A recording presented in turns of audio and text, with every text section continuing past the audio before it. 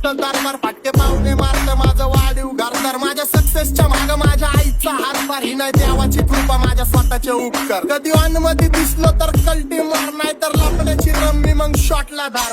केसामंदी गजरा फिरताना गजऱ्यावर नंदरा, केसामंदी गजरा फिरताना गजऱ्यावर नंदरा.